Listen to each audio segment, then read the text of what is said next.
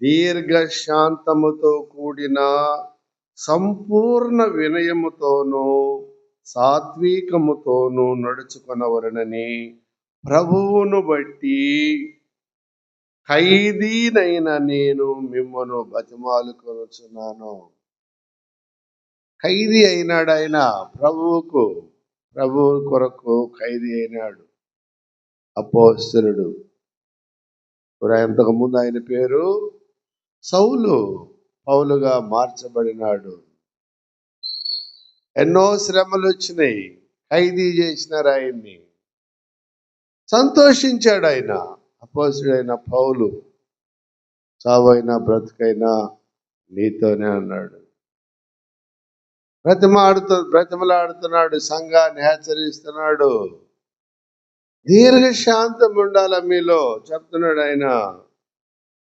బ్రతిమాలుకొనుచున్నా నేను, దీర్ఘశాంతముతో కూడిన సంపూర్ణ వినయం ఉండాల మీలో, సాత్వికము, వాటిని బట్టి నడుచుకోవాలి మీరు. ప్రభు మాటలు బోధిస్తున్నాడు అపోస్తలుడైన పౌలు ఎఫెసీ సంఘానికి తెలియజేస్తున్నాడు. ఎఫెసీ సంఘానికి అట్లున్నాడు. మనకి కూడా ఆయన తెలియపరిచినాడు. అన్ని సంఘాలకు ఈ మాట తెలియపరుస్తున్నాడు. అన్ని సంఘాలు దీర్ఘశాంతం ఉండాలా, సాత్వికం ఉండాలా, సంపూర్ణ వినయముతో కూడిన సాత్వికం అన్నాడు ఆయన. ఒక సంఘానికి చెప్తే, ఒక సంఘానికి జాబు రాస్తే అన్ని సంఘాలకు జాబు రాసినట్టే. ఒక వ్యక్తితో దేవుడు మాట్లాడాడంటే మనందరితో మాట్లాడినట్టే. సాత్వికం ఉండాలా, సమాధానం ఉండాలా. ప్రభువును బట్టి ఖైదీనైన నేను మిమ్మను బ్రతిమాలుకొనుచున్నాను. బ్రతిమలాడుతున్నాడు, జాగ్రత్త, తప్పిపోతారేమో. తప్పిపోవద్దు మీరు. ప్రభువు కొరకు నేను ఖైదీనైనాను. కొట్టారు, నన్ను ఈడ్చారు, పౌలుని హింసించారు తెలుసా. ఈడ్చేసేసారు పౌల్ని. చచ్చిపోయాడని చెప్పి వెళ్ళిపోయారు చాలా మంది. ప్రభు బ్రతికించాడు. అటువంటి మహాశ్రమలు అనుభవించినటువంటి వ్యక్తి మన కొరకు ఈ మాటలు ఉదయకాలంలో తెలియజేస్తున్నాడు. సంపూర్ణ సాత్వికం ఉండాలా చెప్పాడు. ప్రభువును బట్టి ఖైదీనైన నేను మిమ్మల్ని బ్రతిమాలుకొనుచున్నాను. పిలువబడిన పిలుపునకు తగినట్లుగా ఉండాలా, తగినట్లుగా జీవించాలి మీరు. పిలిచాను, నేను వచ్చాను, నా పిలుపుకు తగినట్లుగా జీవించాలి మీరు. నా దగ్గరికి వచ్చారంటే వినయం ఉండాలా, విధేయత ఉండాలా, సాత్వికం ఉండాలా, ఆశా నిగ్రహం ఉండాలా, ప్రేమ ఉండాలి. అన్నిటికంటే ముఖ్యముగా ప్రేమ ఉండాలా. చెప్తున్నాడు ఆయన. దీర్ఘశాంతముతో కూడిన సంపూర్ణ వినయం ఉండాలా, ఒబిడియంట్ ఉండాలా. నేర్చుకోవాలా, పద్ధతి నేర్చుకోవాలా. నువ్వు ఒబిడియంట్ ఉండాలా, మౌనంగా ఉండాలా, వినాలా, చెప్పే వాక్యాన్ని గ్రహించాలి, విమర్శ చేయకూడదు, గ్రహించాల. సాత్వికముతోను నడుచుకోవాలా, సాత్వికం ఉండాల నీలో. అన్నిటికంటే ముఖ్యమైనది ప్రేమ ఉండాల, ప్రేమ ఉండాలి. ఇవి ఉంటే నువ్వు నా రాజ్యములో ఉంటావని దేవుడు అపోస్తలుడైన పౌలు ద్వారా హెచ్చరిస్తున్నాడు. 3వ అధ్యాయము, ఎఫెసీయులకు రాసిన పత్రిక 3వ అధ్యాయము 1వ వచనము. 3వ అధ్యాయము 1వ వచనము. ఈ హేతువు చేత అన్యజనులైన మీ నిమిత్తము క్రీస్తు యేసు యొక్క ఖైదీనైన పౌలును నేను ప్రార్థించుచున్నాను. ఖైదీగా చేయబడ్డాను నేను. ప్రార్థిస్తున్నాడు సంఘం కొరకు, మీ కొరకు. సంఘం అంటే మన కొరకు ప్రార్థిస్తున్నాడు ఆయన. దేవుడికి విజ్ఞాపన చేస్తున్నాడు, వీళ్ళెక్కడ తప్పిపోకూడదు ప్రభువా, నడిపించయ్యా అని ప్రార్థిస్తున్నాడు ఆయన. ఖైదీనైనా పౌలును నేను ప్రార్థించుచున్నాను, మీ కొరకు నాకు అనుగ్రహింపబడిన దేవుని కృప విషయమైన ఏర్పాటును గూర్చి మీరు వినియున్నారు. ఏర్పాటు చేస్తున్నాడు మనల్ని.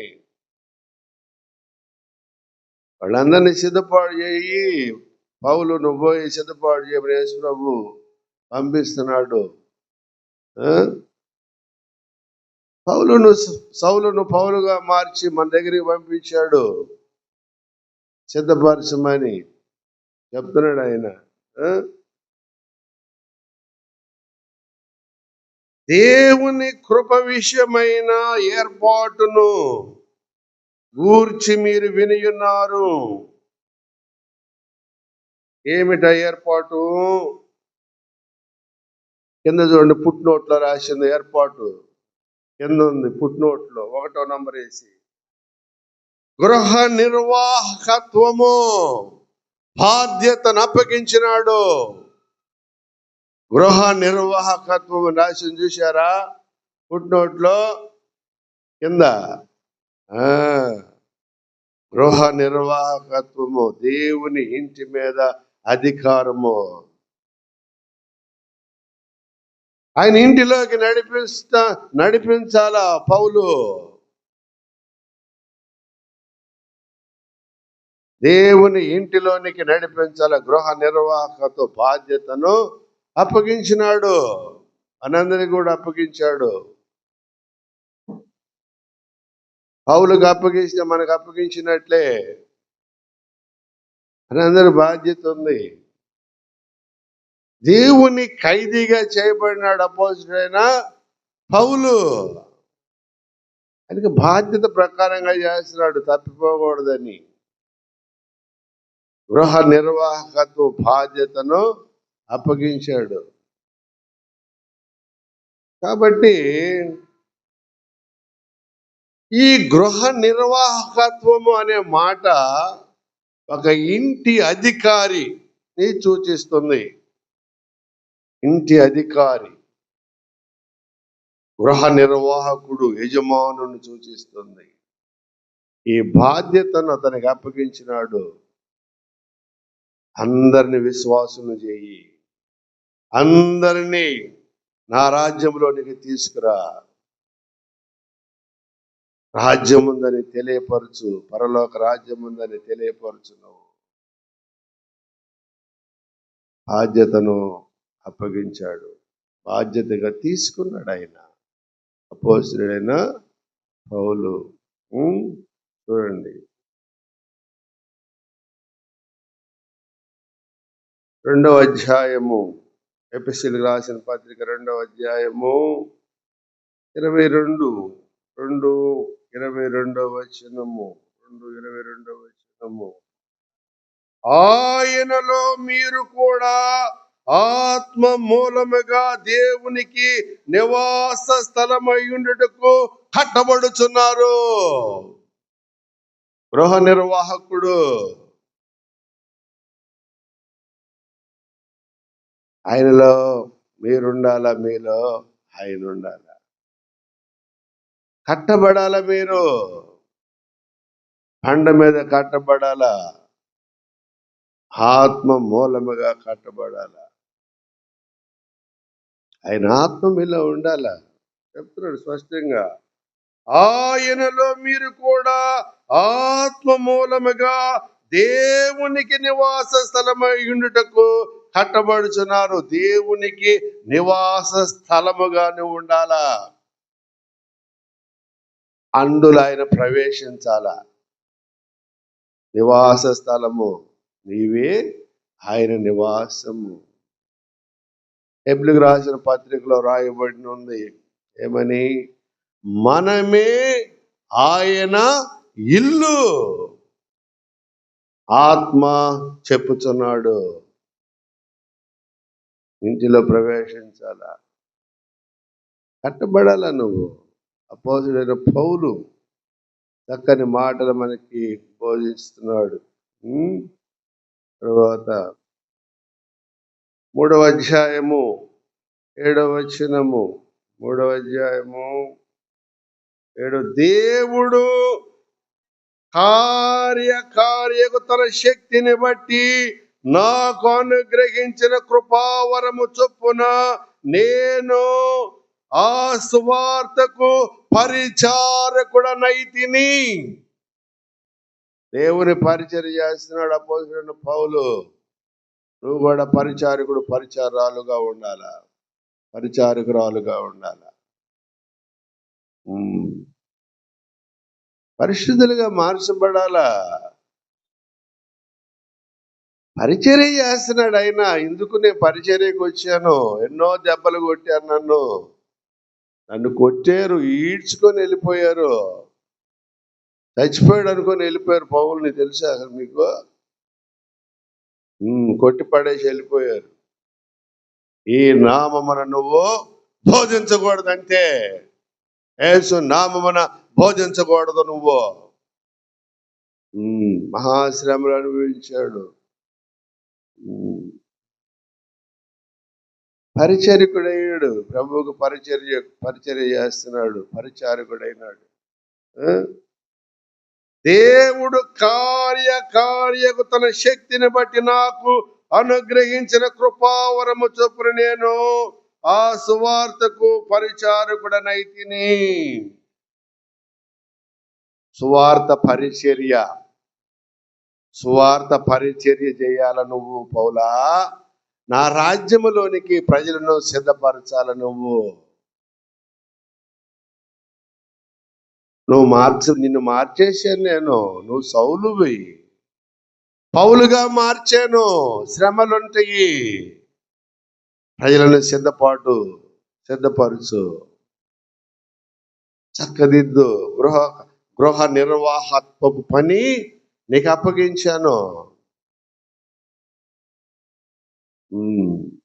మోషేకి అప్పగించినాడు. మోషే నా ఇల్లంతటిలో నమ్మకమైన వాడు. క్రీస్తు కూడా నమ్మకంగా ఉన్నాడు. ఆయన గురించి చెప్పు, ఆయన దగ్గర నేర్చుకో నువ్వు. ఆయన జ్ఞానము నీకు ఇవ్వబడుతుంది. మన ఇంటిలోకి తీసుకొని రా ప్రజల్ని. నివాస స్థలములాగా ఉండాలని చెప్పు వాళ్ళకి. నేను మీలో ప్రవేశించాలని చెప్పు. సువార్త పరిచర్యను అప్పగించినాడు పౌలుకి. ఆయా ప్రాంతాలు తిరుగుతున్నారు, బోధిస్తున్నాడు. దేవుని వాక్యాన్ని బోధించినాడు. మారు మనసు పొందారు చాలా మంది. కొందరు పొందలేదు. వారి కొరకు ప్రార్థన చేస్తున్నాడు ఆయన. ఖైదీనైన నేను మీ గురించి ప్రార్థిస్తున్నాను అన్నాడు కదా ఆయన. అన్నాడా లేదా? ఖైదీగా చేసుకున్నాడు. పర్వాలేదు, నన్ను చెరసాల వేసినా పర్వాలేదు, కొరడాలతో కొట్టినా పర్వాలేదు, చనిపోవటానికే నేను ప్రభు కొరకు సిద్ధపడి ఉన్నా, నా శరీరాన్ని మీరు ఏం చేసినా పర్వాలేదు అనుకున్నాడు అపోస్తలుడైన పౌలు. ఆయన చూసి మనం నేర్చుకోవాలా. క్రీస్తు కొరకు ప్రయాసపడాల, మనము క్రీస్తు కొరకు జీవించాలా. అప్పుడు ఆయన రాజ్యానికి వారసులు అవుతాం మనం. 3వ అధ్యాయము 7వ వచనము 7వ వచనము చదువుకున్నాం కదా. ఇప్పుడు 15వ వచనము, మీరు అంతరంగ పురుషుని యందు శక్తి కలిగి ఆయన ఆత్మ వలన బలపరచబడినట్లుగాను క్రీస్తు మీ హృదయములలో విశ్వాసము ద్వారా నివసించినట్లుగాను తన మహిమైశ్వర్యము చొప్పున మీకు దయచేయవలెననియు మీరు దేవుని సంపూర్ణత యందు పూర్ణులగునట్లుగా ప్రేమయందు వేరు పారి స్థిరపడి సమస్త పరిశుద్ధులతో కూడా దాని వెడల్పు పొడుగు లోతు ఎత్తు ఎంతో గ్రహించుకొనుటకును జ్ఞానమునకు మించిన క్రీస్తు ప్రేమను తెలుసుకొనుటకును తగిన శక్తి గలవారు కావాలననియు ప్రార్థించుచున్నాను. ఇది ప్రేమ. తెలుసా, అపోస్తలుడైన పౌలు యొక్క అనుభవం చూసావా? ఆ అనుభవం నీకుందా? నీకు రావాల అనుభవం. ఆయన రుచి చూశాడు ఆయన అనుభవాన్ని. అపోస్తలుడైన పౌలు క్రీస్తు దగ్గర ఏముంది చూడండి, చెప్తున్నాడు కదా, అపోస్తలుడైన పౌలు చెప్తున్నాడు. ఏముంది క్రీస్తు దగ్గర చూడండి. క్రీస్తు ఎక్కడ ఉండాలా? మీ హృదయములో ఉండాలా. మీ హృదయంలో ఉండినప్పుడు ఆ రుచి తెలుస్తుంది మీకు. మీ హృదయములో ఉంటేనే ఆ రుచి తెలుస్తుంది. క్రీస్తు యొక్క రుచి మీ హృదయములో ఉండినప్పుడే, లేకపోతే ఆయన రుచి తెలియదు మీకు. క్రీస్తు మీ హృదయములలో విశ్వాసము ద్వారా నివసించినట్లుగాను తన మహిమైశ్వర్యము చొప్పున మీకు దయచేయవలెననియు మీరు దేవుని సంపూర్ణత యందు పూర్ణులగునట్లుగా ప్రేమయందు వేరుపారి స్థిరపడి సమస్త పరిశుద్ధులతో కూడా దాని వెడల్పు పొడుగు లోతు ఎత్తు ఎంతో గ్రహించుకున్నటకును జ్ఞానమునకు మించిన క్రీస్తు ప్రేమను తెలుసుకున్నటకును తగిన శక్తి గలవారు కావాలనని ప్రార్థిస్తున్నాను. నీ హృదయంలో ఉండాలి మహిమైశ్వర్యము. రుచి చూశాను నేను. మీ హృదయములో ఆయన ఉంటే మీకు రుచి తెలుస్తుంది. ఆయన రుచి, ఆయన సువాసన తెలుస్తుంది నీకు. నీ హృదయంలో లేకపోతే తెలియదు. మహిమైశ్వర్యము ఆయన ఇల్లులాగా నువ్వు ఉండాలంటున్నాడు ఆయన. తర్వాత 20వ వచనము, తన శక్తి చొప్పున మనము అడుగు వాటన్నిటికంటేనో ఊహించు వాటన్నిటికంటేనో అత్యధికముగా చేయ శక్తి గల దేవునికి క్రీస్తు యేసు మూలముగా సంఘములో తరతరములు సదాకాలము మహిమ కలుగునుగాక. ఆమేన్. ఊహించు వాటన్నిటికంటే ఎక్కువగా ఇస్తా అన్నాడు ఆయన. నీ హృదయములో ఆయన ఉంటేనే అప్పుడు ఆయన రుచి నువ్వు చూస్తావు. హృదయంలో ఉంటే చూస్తావు, లేకపోతే చూడలేవు. హృదయ శుద్ధి గల వారు ధన్యులు, వారు దేవుని చూస్తారు. అబ్బో, గొప్ప మాటలు ఈ అపోస్తలుడైన పౌలు మహానుభవంతో రాశాడు ఈ పత్రిక. గొప్ప అనుభవం క్రీస్తులో. ఆ అనుభవం నీకు ఉండాలంటే ఆయన నీ హృదయములో ఉండాలి. ఆయన రుచి చూడాలి నువ్వు. ఆయన రుచి నీకు తెలియదు. నీ హృదయములో ఎప్పుడైతే ఆయన్ని చేర్చుకుంటావో ఆయన రుచి, ఆయన సువాసన నీకు తెలుస్తుంది. ఆయన కృప నీకు అనుగ్రహింపకూడదు. చెప్పాడు ఆయన. 21వ వచనము, ఊహించు వాటన్నిటికంటేనో అత్యధికముగా చేయ శక్తి గల దేవునికి క్రీస్తు యేసు మూలముగా సంఘములో తరతరములు సదాకాలము మహిమ కలుగునుగాక. ఆమేన్. ఎవరైనా? క్రీస్తు మహాదేవుడైనా. ఆయనకు అసాధ్యమైనది ఏమి లేదు. మహాదేవుడైన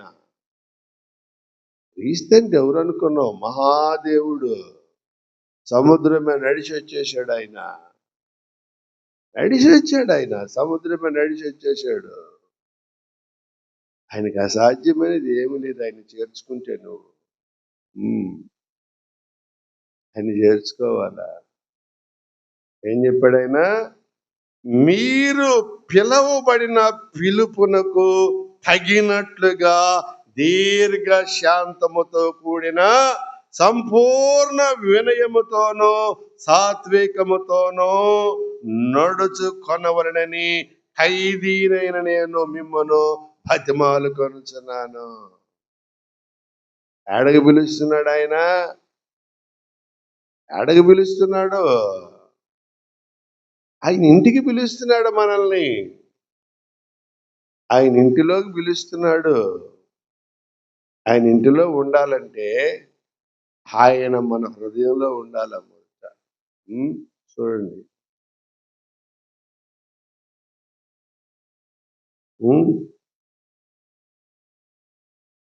లూకాసు వార్త 14వ అధ్యాయము.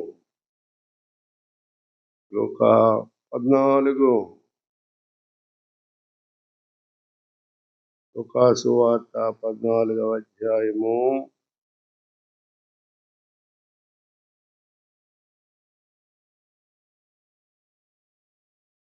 లూకా 14:23. అందుకు యజమానుడు, నా ఇల్లు నిండునట్లు నీవు రాజమార్గములోనికి కంచెలలోనికి వెళ్ళి లోపలికి వచ్చుటకు అక్కడి వారిని బలవంతము చేయము. ఆ ఇంట్లో ఉండాలి మీరు. నా బిడ్డలు, నా ప్రజలు, నా పిల్లలు, నా ఇల్లు నిండాలా? నా ఇంట్లో మీరు ఉండాలి. నా ఐశ్వర్యం మీది, నా మహిమ నీది. నా ఇంట్లో ఉండాలి. అందరిని పిలవండి.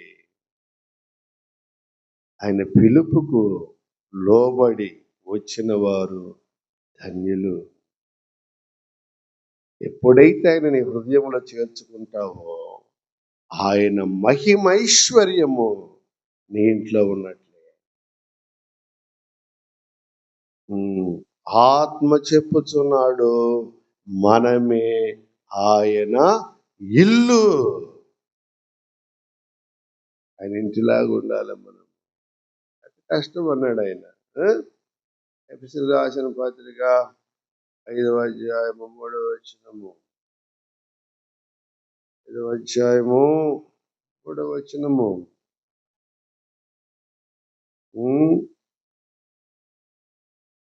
5వ అధ్యాయం 3వ వచనమమ్మా, చదువు.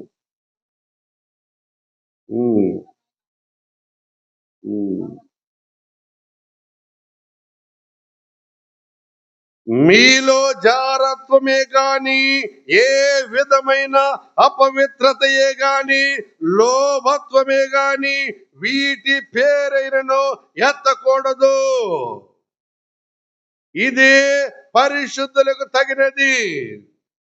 లోబుల్లాగా ఉండకూడదు. మీరు ఎలా ఉండాలా? జారత్వం చేయకూడదు. ఎలా ఉండాలా? 5వ వచనము ఎలా ఉండాలని చెప్తున్నాడు ఆయన. కావున మీరు ప్రియమైన పిల్లల వలె దేవుని పోలి నడుచుకొనుడి. ప్రియమైన పిల్లల్లాగా ఉండాలా? నా బిడ్డల్లాగా ఉండాలి మీరు. ప్రియమైన పిల్లలు మీరు. నా పిల్లలు, నా బిడ్డలు. నా రాజ్యము మీది, నా ఐశ్వర్యము మీది, నా మహిమ మీకు, నా కృప నీకు. పౌలుతో అన్నాడు, అయ్యా నాకు బాగా నొప్పిగా ఉందయ్యని, నాకు ముళ్ళుందయ్యా తీసేయమని అడిగాడు పౌలు.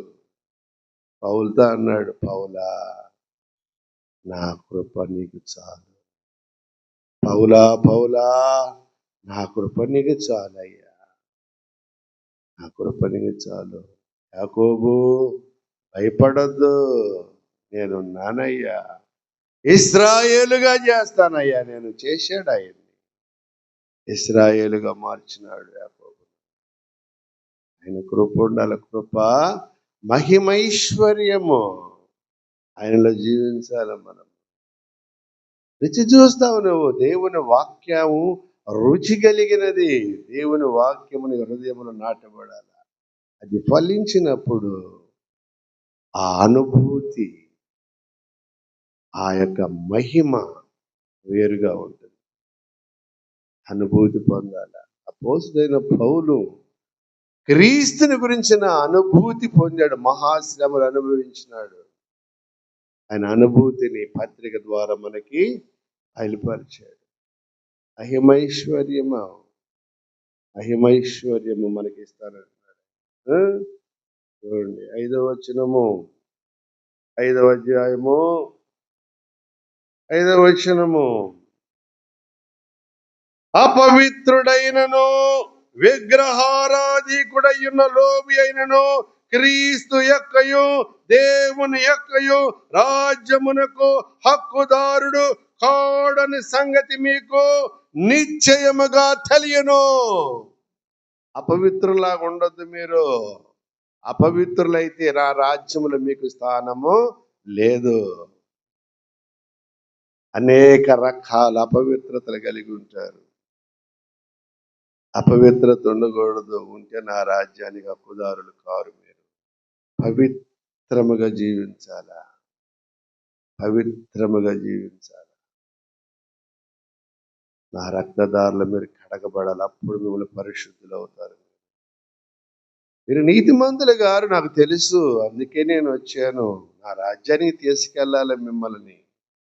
మహిమ పోగొట్టుకున్నారు, నా మహిమ నీటానికి వచ్చాను. మరలా మిమ్మల్ని ప్రేమిస్తున్నాను నేను. నా వాక్యమునకు విధేయులై మీరు మారు మనసు పొంది నా వైపు తిరగండి. నా రాజ్యములోనికి తీసుకుని వెళ్తాను. మహిమైశ్వర్యాన్ని నేను ఇస్తానని ప్రభు సెలవిస్తున్నాడు. ఉదయకాలమున మారు మనసు పొందమంటున్నాడు. ఏమంటున్నాడు? ఏ విధమైన పవిత్రతయే గాని లోభత్వమే గాని వీటి పేరైనను ఎత్తకూడదు. మీరు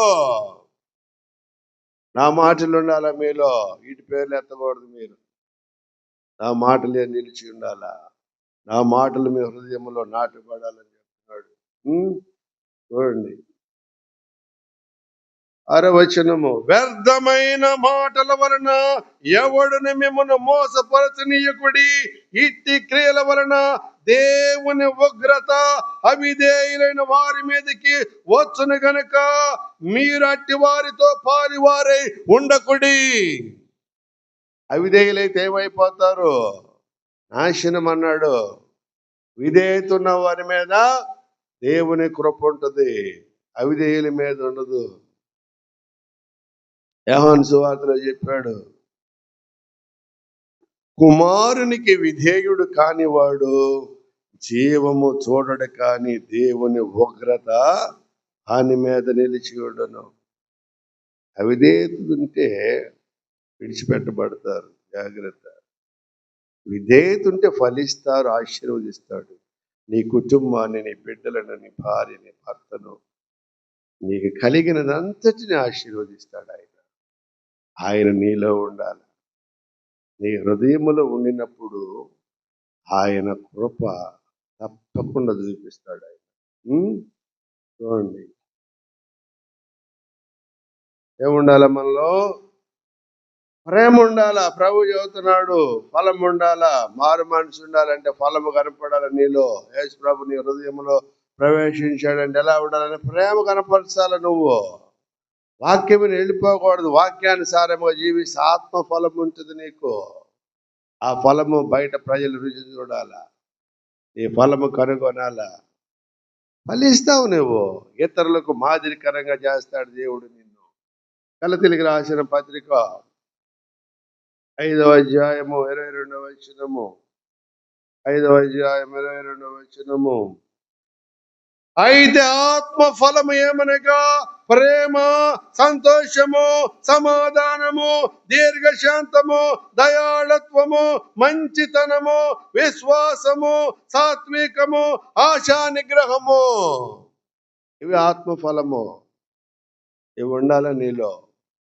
ప్రేమ ఉండాలి. అన్నిటికంటే ముఖ్యమైనది ప్రేమించాలి ఇతరులను ప్రేమించాలి, పేదవాళ్ళని ప్రేమించాలా, దిక్కులేని వాళ్ళని దగ్గరికి తీయాలా, ఆపదల్లో ఉన్న వాళ్ళని ఆదుకోవాలా, గుంటలో పడిన వాళ్ళని లేవనెత్తాలా. పక్క నవ్వకూడదు గుంటలో పడ్డాడని.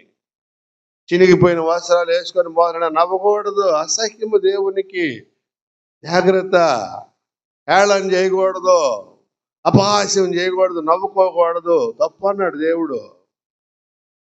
పక్క నవ్వుతారు ఆడవాళ్ళు మగవాళ్ళు. ఏందా నవ్వు, హాస్యం చేయకూడదు అన్నాడు. అసహ్యించుకుంటాడు దేవుడు. ప్రభు చెబుతున్నాడు ఆ మాటలు. జాగ్రత్త అంటున్నాడు. ఇవి ఉండాలా. ఏముండాల? ప్రేమ, సంతోషము, సమాధానము, దీర్ఘశాంతము, దయాళుత్వము, మంచితనము, విశ్వాసము, సాత్వికము, ఆశా నిగ్రహము. దయాళుత్వం ఉండాలా, దయ ఉండాలా, ఎదుటివాని మీద కనికరం ఉండాలి. దయ అంటే అది. అంతేగాని వాడు గుంటలో పడ్డాడు నవ్వకూడదు, పక్కమని అపహాస్యం చేయకూడదు. దేవునికి అసఖ్యం అది. ఇవి నేర్చుకోమన్నాడు. అవి నేర్చుకోకుండా వేరే వాటి జోలికి వెళ్తే ఏమవుతుందో తెలుసా? నిత్య నరకం అగ్నిగుండం అన్నాడు. ఇవి ఉండాలా మీకు. దయ ఉండాలా, సమాధానం ఉండాలా, సంతోషము, దీర్ఘశాంతం, మంచితనం ఉండాలా, మంచిగా ఉండాలా. ఇతరుల పట్ల చెడ్డ పేరు ఉండకూడదు. నీకు మంచి పేరు ఉండాలా.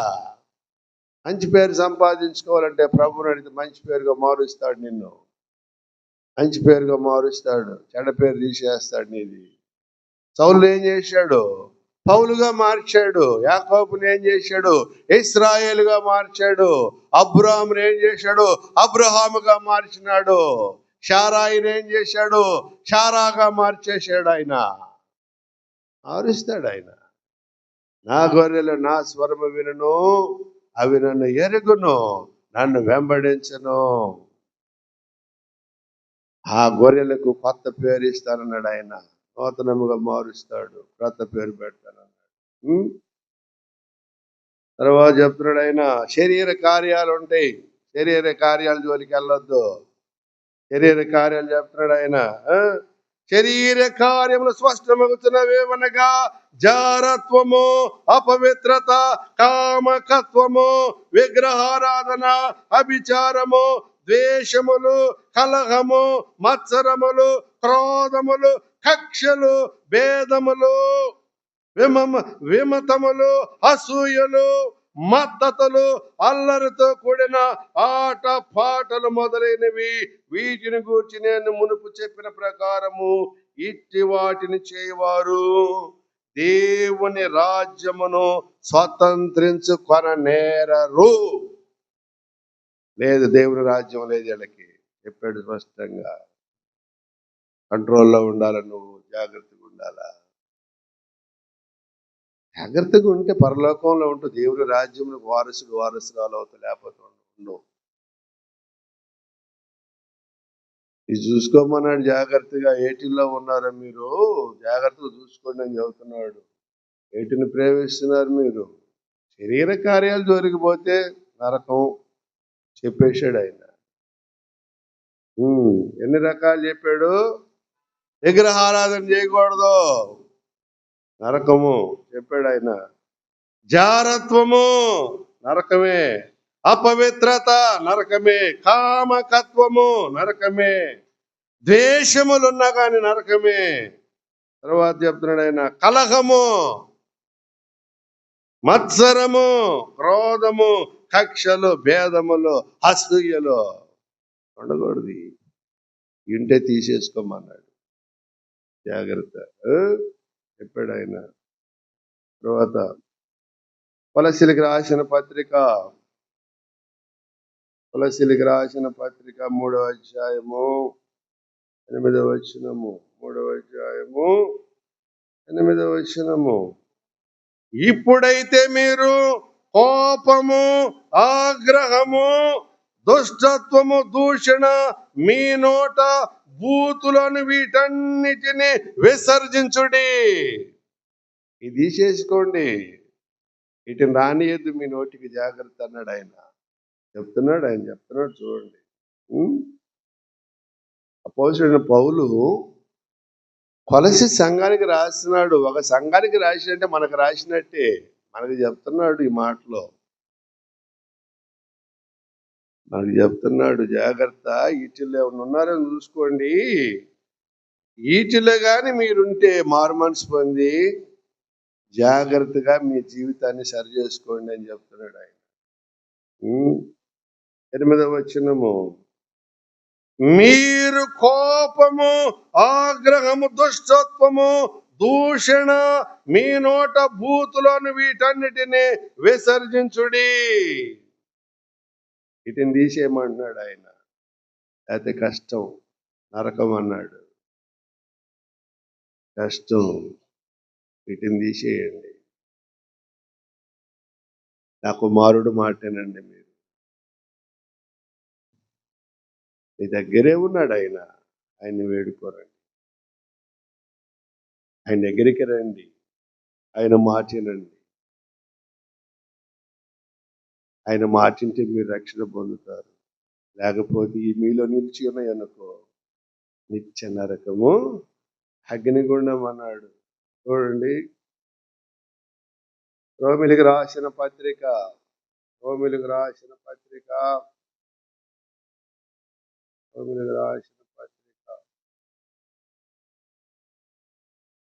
3వ అధ్యాయము 8వ అధ్యాయము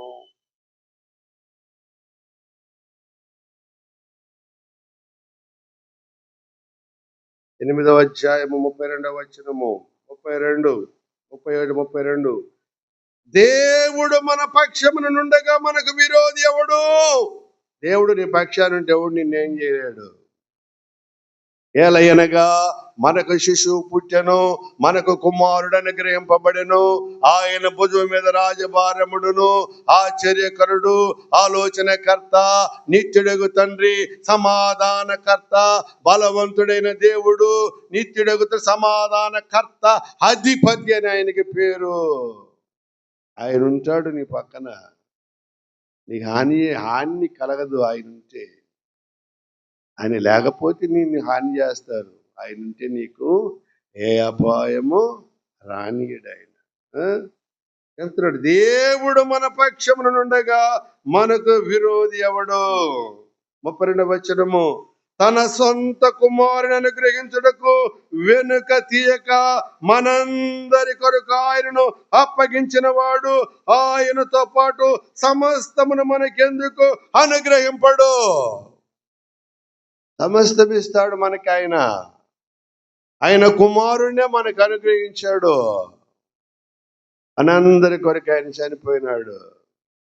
అందరికి ప్రేమించాడు, మనల్ని బహుగా ప్రేమించినాడు. ఆయన ఐశ్వర్యం ఇచ్చినాడు. ఆయనే మనకు ఐశ్వర్యము, అంతస్తు ఆయనే. ఆయన లేకపోతే ఆయన రాజ్యంలోకి మనం చేరలేము. ఆయన తన ప్రాణాన్ని ధారపోసినాడు మన కొరకు. చూడండి, కనబడుతుందా? 8వ అధ్యాయం 32వ వచనము, ఆయనను అప్పగించిన వాడు ఆయనతో పాటు సమస్తమును మనకెందుకు అనుగ్రహింపడు? దేవుని చేత ఏర్పరచబడిన వారి మీద నేరము మోపువాడెవడు? నువ్వు దేవుని బిడ్డవైతే నీ మీద నేరము మోపిన చల్లదది. నీ చుట్టూ అగ్ని ఉంటది, నీ చుట్టూ అగ్ని ఉంటది. అగ్ని పెడతాడు, ఎవడు నేనేం చేయలేడు. అగ్నిలో వేసారు ఎవరిని? షడ్రక్, మెషక్, అబేద్నెగోవులు. ఏం చేయలేకపోయింది అగ్ని కూడా. నీతిమంతుడు. దేవుడు వాళ్ళ పక్షాన ఉన్నాడు. దేవుడు నీ పక్షానుంటే నిన్ను ఎవరు ఏం చేయలేరు. ఆయన నీ హృదయంలో నివాసం చేయాలి, ఎవరు ఏం చేయలేరు. ఏం చెప్పాడు ఆయన? నేను ఎవని యందు నిలిచి ఉండునో, ఎవడు నా యందు నిలిచి ఉండునో వాడు బహుగా ఫలించును. నేను ఎవరిలో అయితే నివాసం చేస్తానో వాళ్ళు ఫలిస్తారు బాగా. ఎవరైతే నాకు చోటిస్తారో వాళ్ళు దీవింపబడతారు. నాకు చోటు ఇయ్యాలి మీరు. నాకు చోటు ఇవ్వకుండా మీ ఇష్ట ప్రకారం మీరు జీవిస్తే కష్టం అన్నాడు ఆయన. నాకు చోటు ఇయ్యాల చెప్పాడు ఆయన. చూడండి 34. దేవుని చేత ఏర్పరచబడిన వారి మీద నేరము మోపువాడెవడు? నీతిమంతులుగా తీర్చువాడు దేవుడే. మన నీతిమంతులుగా తీర్చిదిద్దాలంటే దేవుడికి మాత్రమే సాధ్యము. నీతిమంతులు అవ్వాలంటే దేవుడు చేయాలని, పరిశుద్ధులు అవ్వాలంటే దేవుడు చేయాల. అందుకొరకు ఆయన తన సొంత కుమారుణ్ణి మనకు అప్పగించాడు. సొంత కుమారుడు అని రాశాడు కదా. దేవుని కుమారుడు ఆయన. ఎవరైనా దేవుని కుమారుడు. ఎలా అనగా మనకు శిశువు పుట్టెను. దారబోసినాడు ఆయన ప్రాణాన్ని దారబోసాడు. ఇర్మియా గ్రంథము 6వ అధ్యాయము ఇర్మియా గ్రంథము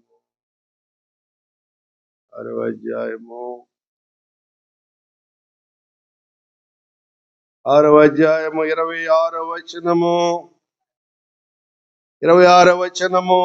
ఏక కుమారుడు కనపడతాడు అక్కడ. ప్రభు కుమారుడు, తండ్రి కుమారుడు. నా జనమా, పాడు చేయుడు హఠాత్తుగా మీ మీదకి వచ్చుచున్నాడు.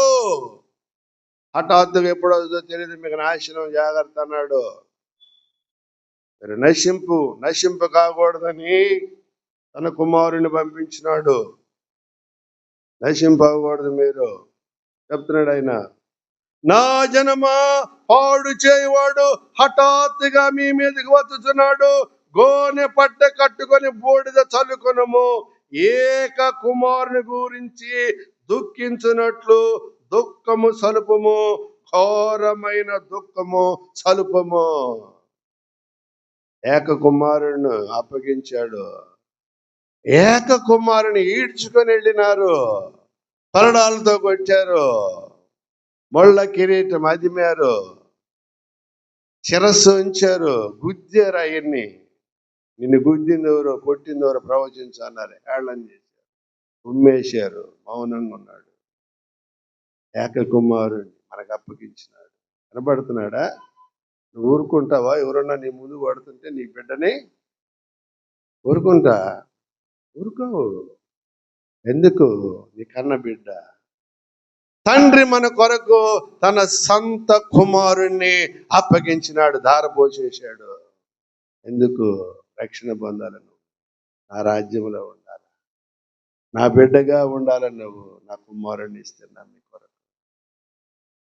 మీరు పరిశుద్ధులు కాదు, అపరిశుద్ధులు.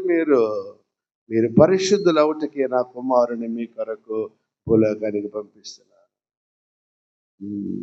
ఏక కుమారుడు, ఒకే కుమారుడు అప్పగించినాడు మనందరి కొరకు. రక్తము గార్చినాడు, చిందించినాడు, ప్రాణం పెట్టేశాడు మన కొరకు. చూడండి, ప్రభు మన కొరకు ప్రాణం పెట్టాడు. మరి నువ్వేం పెట్టావు ఆయన కొరకు? ఏం తీసుకొచ్చావు అని అడుగుతున్నాడు ఈ ఉదయకాలమున ప్రశ్న. ఆయన్ని హృదయంలో చేర్చుకుంటే నువ్వు ధన్యుడవు, ధన్యురాలు. లేకపోతే కష్టం అన్నాడు ఆయన. ఏక కుమారుడు కనపడ్డా? ఏక కుమారుడు అప్పగించినాడు మనకు. ఒకే ఒక కుమారుడు. ఏక కుమారుని గూర్చి దుఃఖించినట్లు దుఃఖము స్వల్పము, ఘోరమైన దుఃఖము స్వల్పము. యేసు ప్రభుని ఈడ్చుకొని వెళ్ళిపోతున్నప్పుడు సిలువలో మోసుకొని వెళ్ళిపోతున్నాడు ఆయన. మొయ్యలేక మోస్తున్నాడు. ఒక ఆమె రక్తం కారుతుంది. స్త్రీలందరూ చూస్తున్నారు, అటు ఇటు. ఏడ్చారు స్త్రీలు, ఏడ్చారు. యేసు ప్రభు అన్నాడు, అమ్మలారా, ఏమన్నాడు? అమ్మలారా, నా కొరకు ఏడవద్దు, మీ కొరకు, మీ పిల్లల కొరకు ఏడవద్దు. మిమ్మల్ని మీరు బాగు చేసుకుంటే మీ బిడ్డలు బాగు అవుతారు. మీ హృదయంలో నేనుంటే నీ బిడ్డల హృదయంలో నన్ను చేరుస్తారు మీరు. నేను మొదట నిన్ను నువ్వు శుద్ధినిగా చేసుకో చెప్తున్నాడు ప్రభు. ఆయన మాటలు వింటున్న ధన్యుడవు ధన్యురాలు. అతి కష్టం అన్నాడు ఆయన. ఒక మాట చెప్పి ముగిస్తాను, టైం అవుతుంది. ఒక 5 నిమిషాలన్నా ఓపిక పడతారా? చెప్పమంటారా? ఆపేయమంటారా? చెప్పవచ్చా? 5 నిమిషాలు ముగిస్తాను. యేసు ప్రభు వచ్చాడు, తలుపు తీయమంటున్నాడు. తలుపు తీయపోతే కష్టము. నడుతుంటాడు ఆయన. పరమగీతాలు 565 పేజీ. పరమగీతములు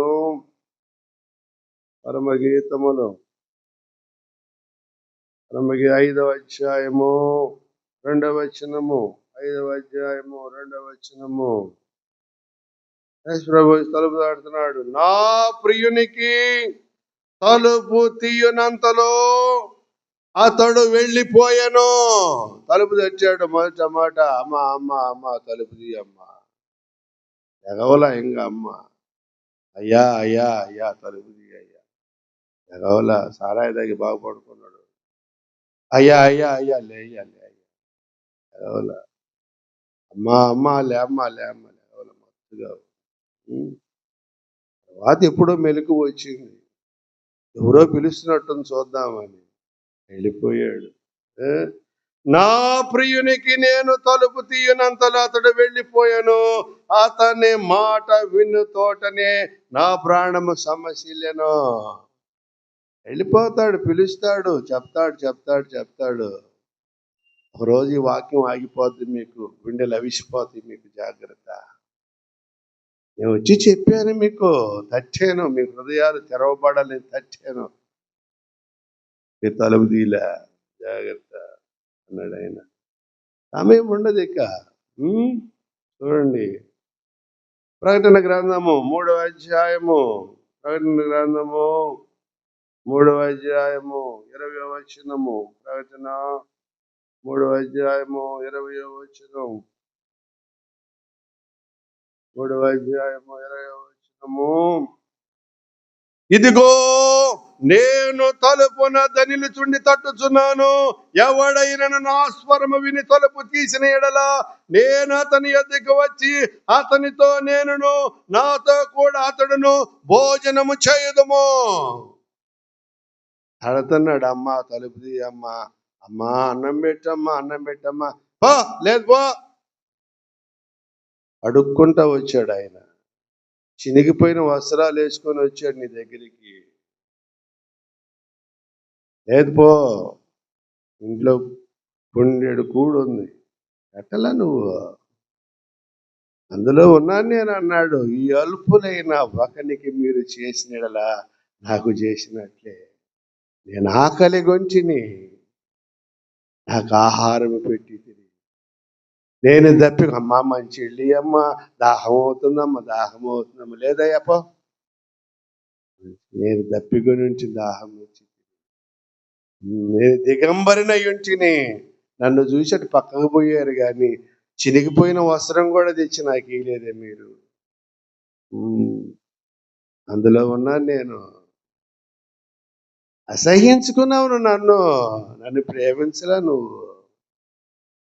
ఇవన్నీ చెప్పాడు ఆయన. ఊరకున్న దేవుని వాక్యం కఠినముగా ఉంటది, ప్రేమగా ఉంటది, శ్రద్ధగా ఉంటది, అమృతము కంటే అత్యధికముగా ఉంటది దేవుని వాక్యం.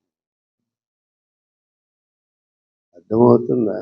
చుంటి తేనె ధారల కంటే శ్రేష్టము, మధురము. వాక్యం అంటే ఏందనుకున్నా? కఠినముగా ఉంటాయి కొన్ని మాటలు, దయగా ఉంటే, కరుణగా ఉంటది, దగ్గరగా ఉంటాడు ఆయన. జాగ్రత్త చెప్తున్నాడు ఆయన. తలుపు తట్టాడు, పెట్టలా నువ్వు. గెట్ అవుట్ అన్నాడు. గెట్ అవుట్ అన్నావు నువ్వు. వెళ్ళిపోయాడు ఆయన. చూడండి, ఆయన చెప్తున్నాడు, నేను నాతో కూడా అతడును భోజనము చేయదము. భోజనం చేస్తాం తలుపు తీస్తే. లాజరు లేపాడు. లాజరు లేచి రమ్మన్నాడు. వచ్చాడు. లాజరు వచ్చాడా రాలేదా? చచ్చిపోయాడు, 4 రోజులు అయింది. లేచిరా అన్నాడు. వచ్చాడు. ఇద్దరు కలిసి భోజనం చేశారు. ఒక విందులో ఉన్నారు, ఇద్దరు కలిసి ఉన్నారు. యేసుతో కూడా ఆయన లేపిన లాజరును కూడా ఉండెను. యేసును చూచుటకే కాక ఆయన లేపిన లాజరును కూడా చూచుటకు ప్రజలు వెళ్ళిరి. ఏడి లాజరేడి, లాజరేడి, లాజరేడి, ఆయన లేపిన లాజరేడి, అన్నం తింటున్నాడు ఆయన దగ్గర. ఆయన్ని కూడా చూడటానికి వచ్చారు. ప్రేమిస్తాడు ఆయన, మనలను గౌరవిస్తాడు, ఆశీర్వదిస్తాడు, దీవిస్తాడు. ఆయనకి లోబడి జీవించాలి మనం. కష్టం. ప్రార్థన చేసుకున్న కళ్ళు మూసుకుని. మహాపరిశుద్ధుడును జీవము కలిగిన మా తండ్రి, కృప కలిగిన మా దేవ, ఈ పరిశుద్ధ నామమును బట్టి స్తోత్రాలు నాయనా. ఈ ఉదయకాలమున మాకు మంచి వర్తమానం అనుగ్రహించావు ప్రభువా. అపోస్తలుడైన పౌలు నాయన మాటలు మాకు వినిపింపజేశావు తండ్రి. సంఘాలకు రాసినటువంటి ఉత్తరములో పేర్కొనబడినటువంటి మాటలను మాకు ఈ ఉదయకాలమున హెచ్చరించావు. నీకు స్తోత్రాలు. నీకు విధేయులముగా మేము జీవించినట్లు కృప చూపండి తండ్రి. కనికరము, నీ కటాక్షము రానియండి. నీ బిడ్డలను దృష్టించండి నాయన. నీ మహిమైశ్వర్యము చూపున మమ్మలను, నీ బిడ్డలను జ్ఞాపకం చేసుకోమని వేడుకుంటున్నావు. శ్రమల దినాలలో ఉన్నాము తండ్రి. ఇది 2వ రోజునైనా 40 దినాలు అరణ్యములో ఉన్నావు నాయన. శోధించబడ్డావు నాయన. ఈ స్తోత్రాలు నాయన. శోధన జయించువాడు ధన్యుడన్నావు. మహాదేవ, మంచి వర్తమానం అనుగ్రహించావు. నీ బిడ్డలు ఆశ కలిగి నీ సన్నిధిలోకి వచ్చారు ప్రభువా. ప్రతి ఒక్కరి హృదయములు తెరవండి నాయన. వారి హృదయములలో మీరు ఉండండి. వారు బహుగా ఫలించినట్లుగా చేయమని ప్రాధేయపడుతున్నాను. అపోస్తలుడైన పౌలు నా ప్రభువా నిన్ను రుచి చూశాడు. నిన్ను రుచి చూచి ఆ మాధుర్యాన్ని సంఘాలకు తెలియపరిచాడు ప్రభువా. అపోస్తలుడైన పౌలు ఒక సంఘానికి ఒక పత్రిక రాసి పంపించాడంటే ప్రపంచానికి రాసినట్లే తండ్రి. నీకు స్తోత్రాలయ్యా. కలువరి శిలువలో 7 మాటలు మాట్లాడావు. సర్వలోకానికి వినబడినట్లుగా చేసావు. నీకు స్తోత్రాలు. నా దేవా, నా ప్రభువా, నీ బిడ్డలయ్యా, నీ బిడ్డలు తప్పిపోకుండానట్లు నీ మార్గంలో నడిపించండి. యవనస్తులు ఉన్నారు తండ్రి, బిడ్డలను మార్చండి నాయనా. అయినా మత్తు పానీయాలకు బానిసలు అవుతున్నారు తండ్రి. నాయనా ఆ మత్తు పానీయాన్ని మాన్పించండి తండ్రి. బిడ్డలను నీ మార్గంలో నడిపించండి అయ్యా. యవనస్తులు